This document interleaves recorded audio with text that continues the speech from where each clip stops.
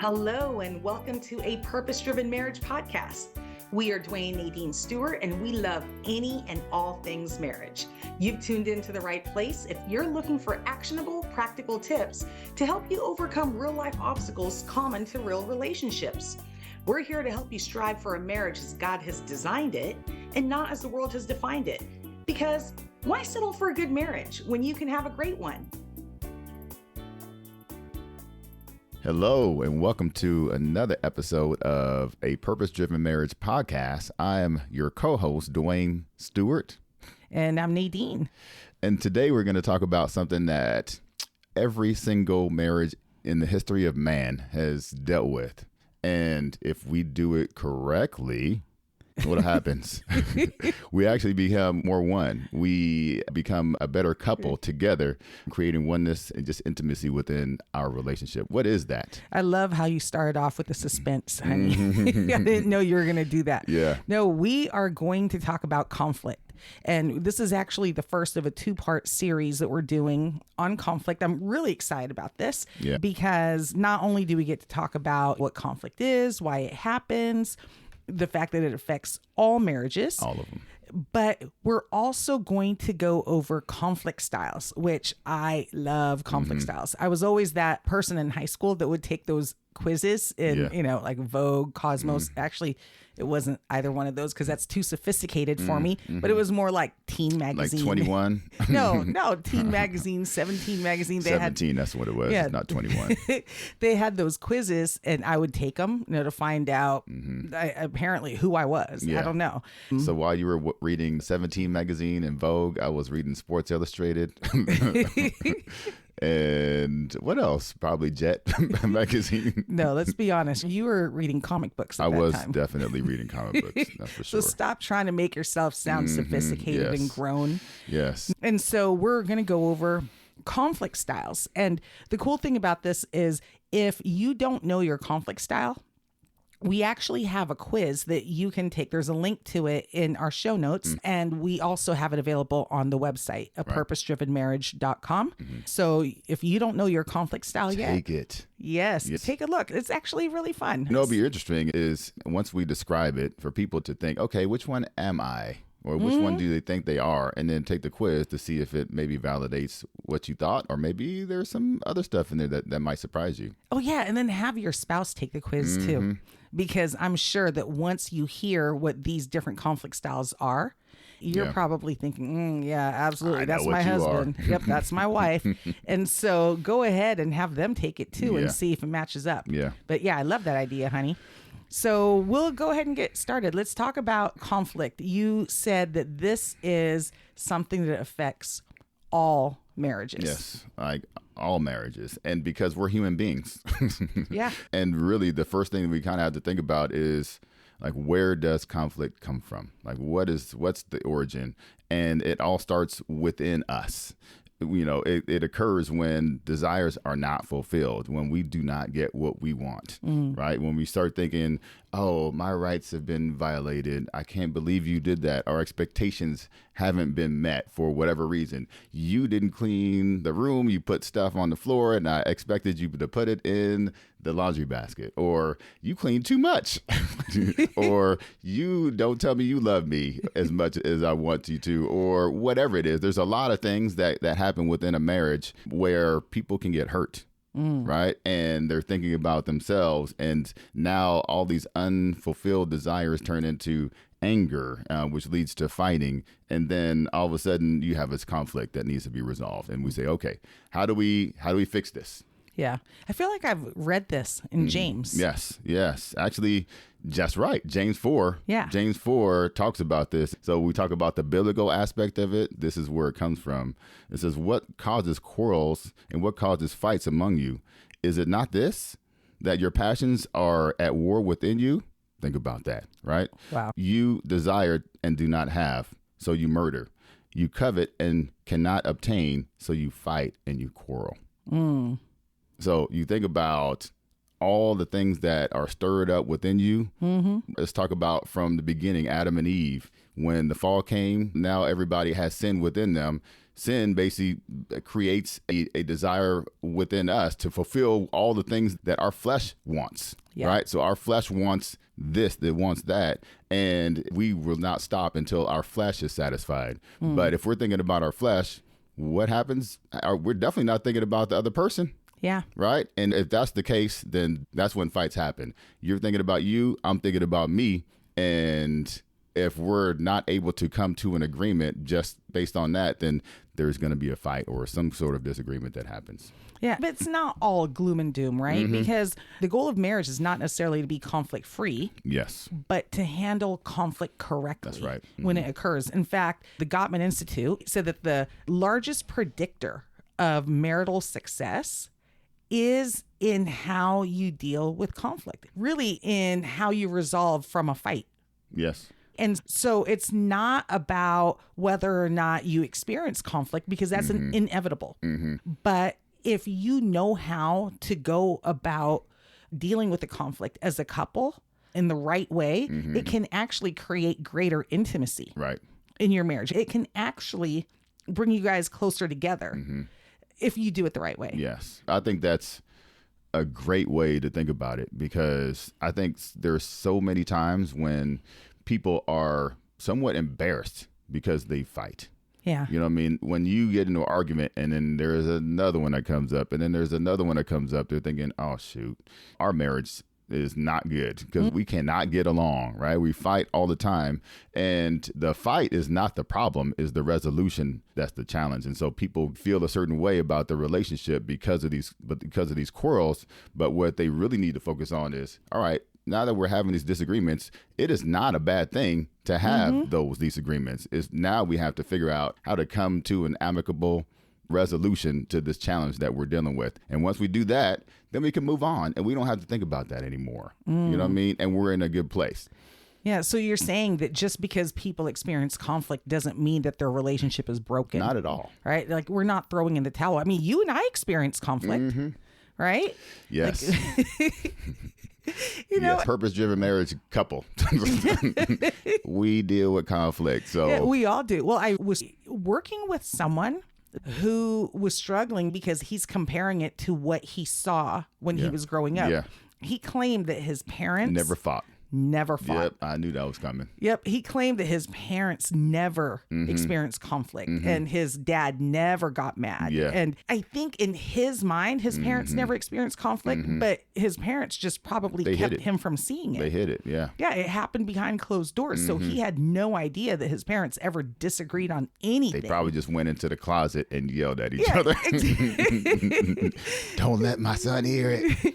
And so, I mean, they've been married for over 50 years. So clearly they knew how to resolve conflict in the right way. So that was really good. But he was comparing his marriage where conflict existed within their relationship. And as soon as it happened, he's like, oh no, we're doing it all wrong. We're doomed to fail because this is not what I saw growing up. Yeah. And so for those of you that might be in that same boat, rest assured, your parents experienced conflict. You may not have seen it. Doesn't mean it didn't exist. Right. And conflict looks different. Yes. For all relationships. Like, conflict doesn't have to look like people yelling at each other. Like, Duane and I never yell at each other. We just don't. We may disagree on things and then we resolve it, but it doesn't mean that we agree on every single thing. It doesn't mean that we never experience conflict with each other. It doesn't mean we never fight. Right. It just looks different. It looks different for us. Like, we don't yell. We just have conversations. And it's more, I think for us, it sounds more like just a heated discussion, like a debate sometimes. Yeah. I think that's what it sounds like. And, you know, we're definitely not afraid to have those debates in front of our kids. I think it's totally okay. Ultimately, they know that, yes, these things do happen. It's a part of a relationship. And then learning how to resolve it, learning how to work together to figure out a reasonable conclusion. That's what we're trying to teach our kids. That's what we're learning together as a couple. And this is what we're teaching today. Oh, I love that, honey. I love it.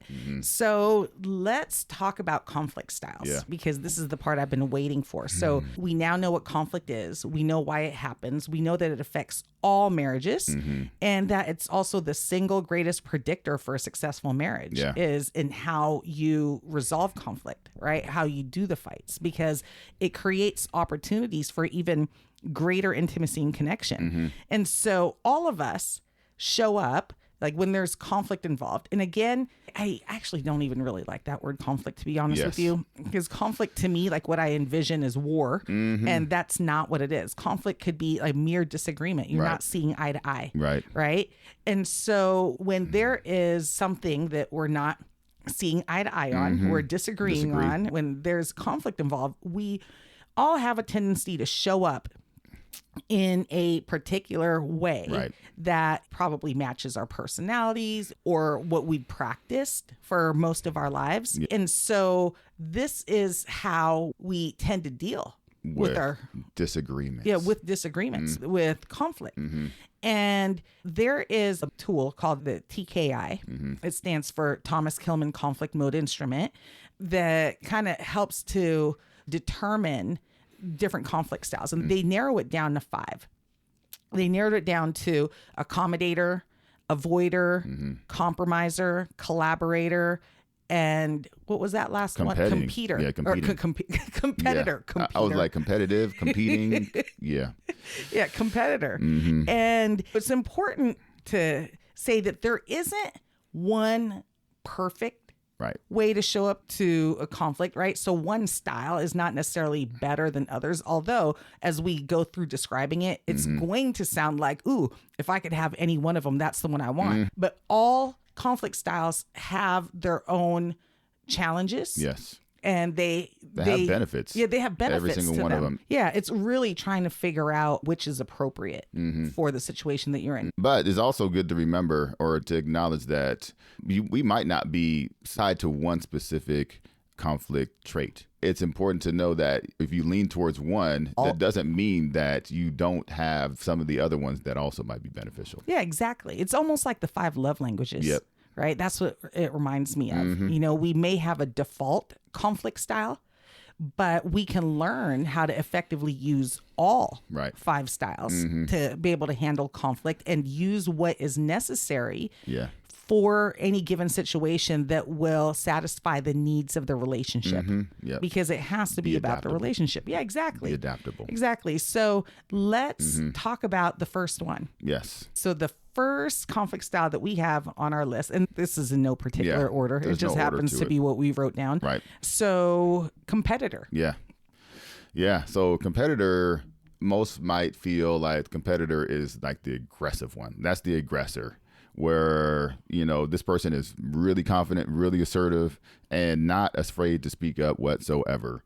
And whatever their needs are, they're in it to make sure that their needs are met. And the good thing is that they have a really clear vision of what they want. And so when you really think about this conflict style, it definitely create some challenges, right? Especially if there's other people that tend to be a little bit more passive. This person can be more aggressive in that situation and overpower. But this leads to a win-lose situation. I get what I want, and it doesn't matter. You don't. You don't get what you want. And that can be challenging because when you're focused on winning the argument, you may resort to the aggressive tactics to get your way. And that can be damaging to a relationship and can lead to a breakdown in communication, which then contributes to maybe a breakdown in the trust and then the intimacy. So it just kind of snowballs. But the competitor, so we talked about how there are some benefits to each one of these. Right? This may be useful when a quick action is needed. When a decision must be made quickly. But if it's always a win-lose situation, if every conflict that you and your spouse or you and your partner experience is one where one has to win, that is damaging to the relationship because as we know, if one wins and the other loses, the relationship loses. Really, the ideal situation is if both win because then the relationship wins. I actually like this one a little bit because I think sometimes you do need to speak up for yourself. And I think it's important to lean into being a competing personality, but also be aware that you are that person and possibly start to incorporate some of these other conflict styles to complement that. You know what I mean? I really feel like there's definitely some benefits to it for sure. Yeah, but you have to be aware of your spouse. You have to be aware of your spouse default conflict style, because if you are a competitor and they tend to be more of an avoider, which we'll talk about that later, or they have a different, more cooperative conflict style, you can, what's the word, railroad them? Yeah, you could just basically bully them. Yeah, you could end up bullying them into doing things your way. And if you do that consistently, that is so damaging to the relationship. That will hurt your spouse. And these are the types of people that I end up seeing in my practice, where one feels like they have no say in the relationship, that they feel like the other spouse is dominant in the relationship and isn't taking their thoughts, their feelings, their perspective into consideration. Right. And so being a competitor, yes, there are benefits, because these tend to be the leaders. These tend to be the people that can make quick decisions. These are people that are probably running companies. Yeah. So but use that leadership in a positive way. Yeah, exactly. Because we don't want to do that when it comes to the daily resolving of conflict, right? There's a place for it, but it's not one that I would recommend using on a daily basis and every single time you guys are dealing with a disagreement. Yeah. So as I was thinking about, and that's perfect, because we think about how to embrace that type of personality, it's really start thinking, okay, how can I improve how I deal with conflict? Let's listen a little bit more, employ active listening within our conversations, and really starting to understand what your spouse is dealing with. Let's empathize, be more empathetic, and dig into what they're thinking about, what they're dealing with, what their emotions are about. Yeah, well, building that safe and respectful communication environment can help both of you feel valued and heard. Yes. That safe environment, I'm always pushing for that with my couples. You have to create an environment where neither one of you is afraid to come to the table with something that's on your mind and your heart. And so it's like that empathy that you were talking about is really important, and striving to find a mutually beneficial solution to conflicts rather than just pursuing your own interests. So, all right, we'll move on to the next one. Oh, by the way, I should add that if that's a struggle, if you find that you are a competitor, working with someone that specializes in developing good communication skills, a marriage coach, a therapist, might be helpful. Yeah. Because if that is your default and you struggle to move from that, working with someone that can help you identify the right ways to communicate where both you and your spouse are feeling heard, you're both feeling valued, and you're able to create that safe space, I think could be really beneficial for the relationship. Most definitely. So we'll move on to the next one. The next one is Collaborator. Collaborator. So what does that mean? I think about this person as somebody that really focuses on open communication, active listening, as we talked about, like the opposite of competing, mutual understanding, and really understands when you're facing differences and disagreements with your partner. Okay, this is what I need to do. I need to be more of a mediator, right? And I think about this person as kind of a mediator in the situation. I understand what I'm dealing with. I understand what you're dealing with. Let's figure out how to make this a win-win for both of us. Well, I actually love this conflict style. So I haven't taken the quiz that I created because I wanted to wait until after this episode comes out, and then I'm going to go and take it. But if I could choose one for myself, I wish to be a collaborator. Because a collaborator is one that is usually most effective at resolving conflict in a healthy way. They work together to find a solution that benefits everyone involved. They're focused on the win-win outcome. And so the relationship is the priority.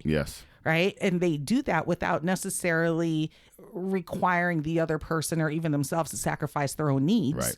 They're able to find the healthiest option really for the relationship. So for example, a collaborator, let's say one partner wants to go on vacation, but the other partner doesn't want to spend the money. Right. That's, hey, you know what? You and I have had. That's us. I didn't even think about that. Yeah. Yes. So usually I want to go on vacation. So the collaborator just books it, right? No. The collaborator may work together to find a way to save money. Definitely. Such as finding a cheaper vacation option or cutting back on other expenses so that both partners can have their needs met. Yes. So that's a collaborator. And, but in order to be a collaborator, you have to understand the perspective of the other person, right? By doing that, you're developing a much deeper sense of trust and really just respect, right? Yeah. So when you really think about a collaborator, if I'm the other person and I'm dealing with a collaborator, I'm thinking, okay, well, they're thinking about my needs. They're really considering what my feelings and my desires and some of the things that might even challenge me, and working up a solution that would accommodate all those different things. Yes. As when it comes to personality, this conflict style tends to be used by the assertive peacemakers. I love that. Yes. The humble leaders, the peaceful thinkers, and Yes. attentive talkers. Yep. I mean, how can you not want to be a collaborator? But be aware, Yeah. right? So we talk about that there's a lot of positive things. There's many, many, many positive things about being a collaborator. But when we're looking at the possible challenge, you have to be aware that sometimes the focus on compromise and collaboration can lead to a tendency to avoid conflict altogether. Yeah.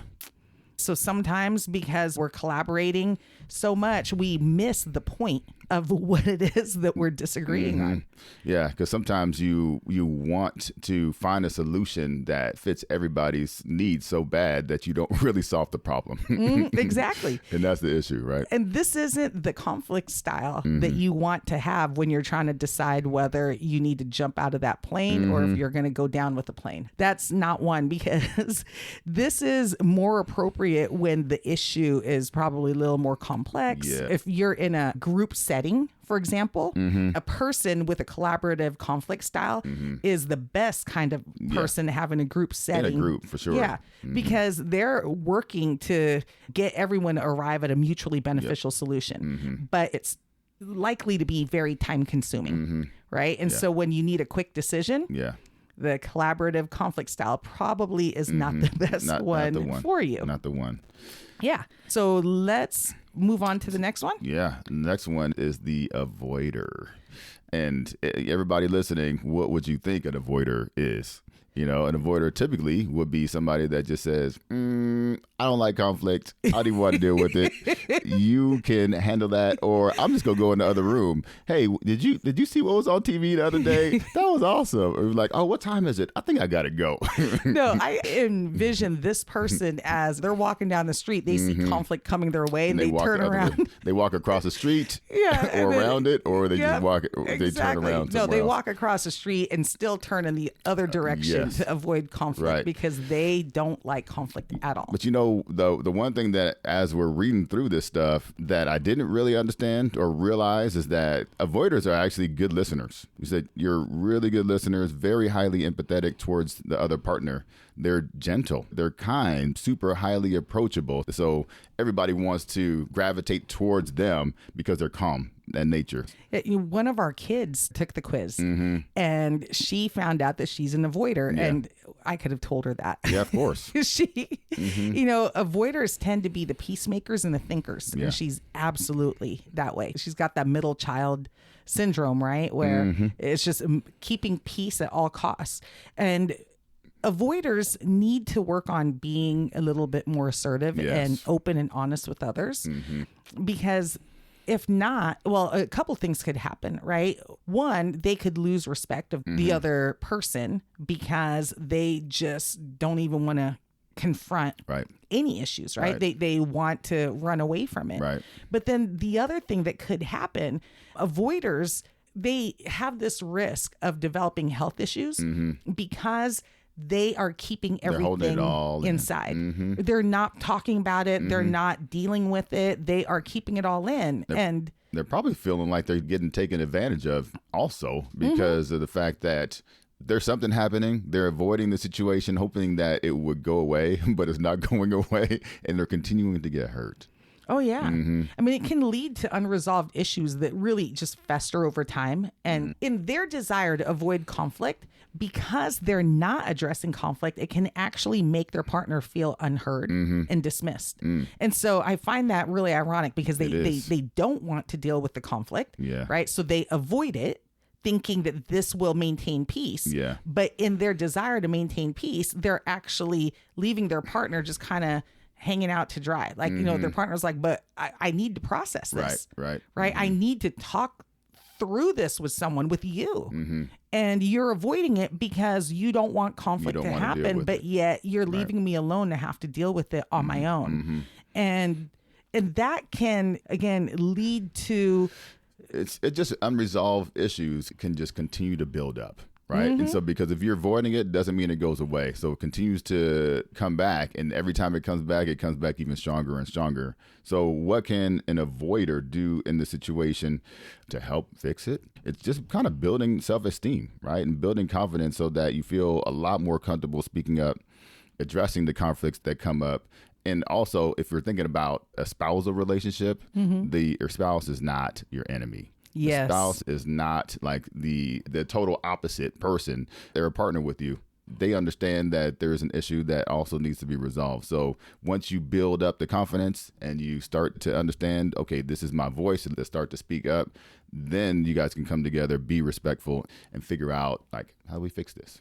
Yeah, this conflict style can actually benefit from possibly writing down their thoughts, right? Like, you know, we're talking about application. If they wrote down their thoughts, what it is that they're feeling, what it is that they're thinking before they go and address whatever the issue is that they're avoiding with their spouse, that could help them. That could help formulate the words that they need. Yeah. Because again, they're just really trying to maintain peace. They don't like conflict at all. But for the benefit of the relationship, they do need to address it. Yeah. They do need to address the conflict. So maybe writing it down and then talking it through with their partner in that way. And also, as you said, recognizing that not only that their spouse is not their enemy, but that dealing with the conflict, addressing it and resolving it with their spouse can actually create opportunities for deeper intimacy in the relationship, which is ultimately what the avoiders want anyways, right? Like they want peace. Yeah. But they're going about it the wrong way, right? You know, avoidance of conflict does not equal peace, right? But resolving the conflict in a healthy way. It's temporary peace. Exactly. Resolving the conflict in a healthy way could turn into the type of peace that they want that looks like increased intimacy, greater connection in the relationship. Right. I totally agree with that. That's good. Yes. So we went over 3 of the 5, and this is the first of our 2-part series on conflict. We're going to go over next week the other 2, and then we're also going to go into the best ways to resolve conflict. Like, how do we do that, right? Because if it's inevitable, and then we're going to experience it in our relationships, I mean, clearly we all already are. What's the best way to do that so that the conflict turns into fuel for our marriage, fuel for the intimacy, fuel for the connection, so that it's growing and we're coming together as one rather than growing apart and becoming isolated. And you know what that does, though, is it builds confidence. It's like, okay, we've handled this before, babe. Like we had a disagreement. Last time we had one, we handled it this way. So let's approach it the same exact way that we did before. Let's be collaborative. Let's work together as a team. You are not my enemy, and let's handle this as a team. Yes, absolutely. And so I would be curious to know if anyone identifies with any of the 3 that we've mentioned so far. If you haven't had a chance to learn what your conflict style is, what your default conflict style is, go to our show notes, go to our website, take the quiz and find out what it is. Send us a quick email and let us know whether or not you agree with what your conflict style is. If you see that in yourself, see if maybe your spouse will take the quiz and let us know. Because I'd love to hear. For both of you together, I really love to see. So thank you all for listening. You know, be sure to come back next week as we finish out this 2-part series on conflict. And we hope that this has helped you create opportunities for deeper intimacy in the relationship and ultimately the best kind of purpose-driven marriage. Amen.